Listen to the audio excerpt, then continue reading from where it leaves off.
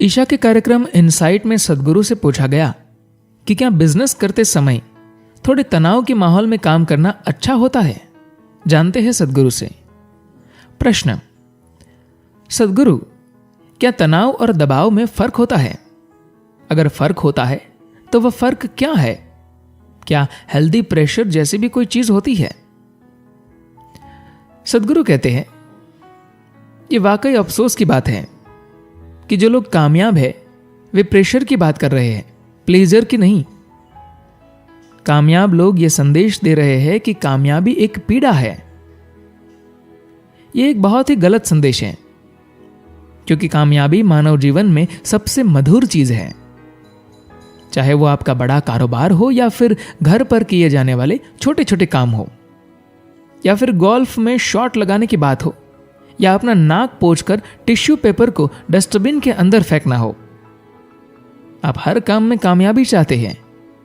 क्या यह महत्वपूर्ण नहीं है? सफलता महत्वपूर्ण है, लेकिन फिलहाल अगर आप इस दुनिया के कुछ सबसे सफल लोगों को देखें तो आपको उनके चेहरे सबसे ज्यादा तनावग्रस्त व दुखी नजर आएंगे। अगली पीढ़ी के लिए यह एक गलत संदेश है। 60 के दशक में अमेरिका में बड़े पैमाने पर ऐसा हुआ था। वहां देखा गया कि पारंपरिक कारोबारी लोगों का चेहरा दुखी व लटका हुआ रहता था। तब वहां नौजवानों ने तय किया कि जीवन में कुछ बड़ा करके अंत में दुखी होने के बजाय सड़क पर धुआं उड़ाते घूमना बेहतर है। मैं आपको बता रहा हूं कि नौजवान जिंदगी की तलाश में होते हैं, न कि सफलता की।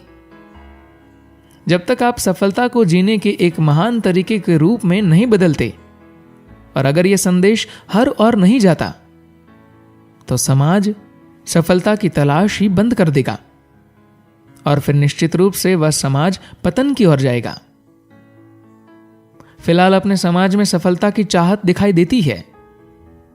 यह जरूरी है कि आप में से जो लोग कामयाब है, कम से कम वे अपना चेहरा खुशहाल दिखाए।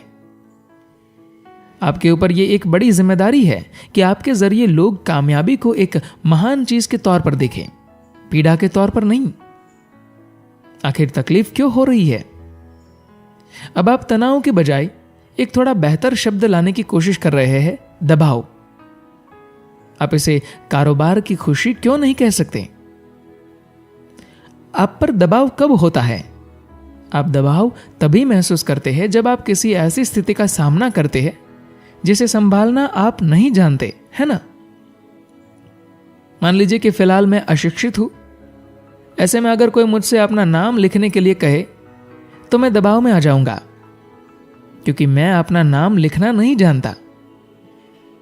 अगर रोज आप ऐसे हालात का सामना कर रहे हैं जिन्हें आप संभालना नहीं जानते, तो इसका मतलब है कि आप लगातार विकास कर रहे हैं, एक जगह पर ठहरे नहीं हैं।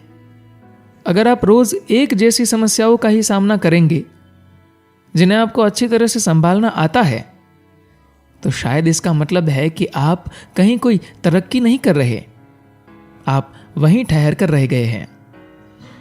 जब आप कहते हैं कि मैं नई स्थितियों का सामना नहीं करना चाहता, तो अचेतन रूप से आप कह रहे होते हैं कि मैं आगे नहीं बढ़ना चाहता, मैं चुनौतियों का सामना नहीं करना चाहता। इसका मतलब हुआ कि आप हमेशा के लिए एक जगह रुक जाने का फैसला कर रहे हैं। इस स्थिति में एक खास तरह की सुविधा तो है, लेकिन सुविधा इंसान को खत्म कर सकती है।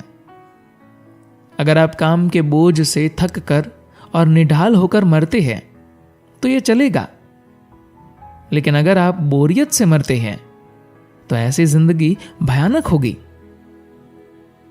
तो इसे आप कोई दूसरा नाम देने की कोशिश मत कीजिए।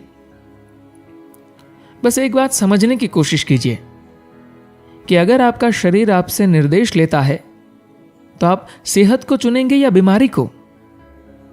निश्चित तौर पर सेहत को, इसमें कोई शक नहीं। इसके लिए आप किसी से राय भी नहीं लेंगे।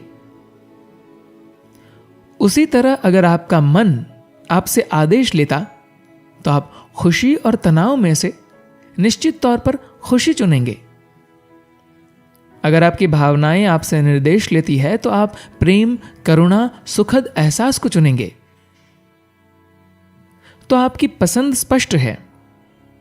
ऐसे में आपको समझना होगा कि कहीं ना कहीं या तो आपका शरीर या आपका मन या आपकी भावनाएं आपसे निर्देश नहीं ले रही है। हो सकता है कि आपने कभी इस पर गौर ही नहीं किया हो कि आखिर निर्देश देने का बटन व स्विच बोर्ड कहां है।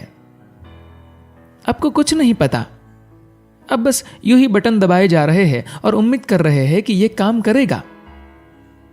हो सकता है कि इत्तेफाक से आप कहीं पहुंच जाए, लेकिन आप वहां ज्यादा देर तक ठहर नहीं पाएंगे। आप किसी न किसी तरह से खुश होने की, शांत होने की व कामयाब होने की कोशिश कर रहे हैं। अगर अपने कारोबार में सफल होने का एक तरीका है तो फिर प्यार, खुशी, आनंद व शांति को हासिल करने का तरीका क्यों नहीं है? बेशक इसका भी तरीका है। धन्यवाद।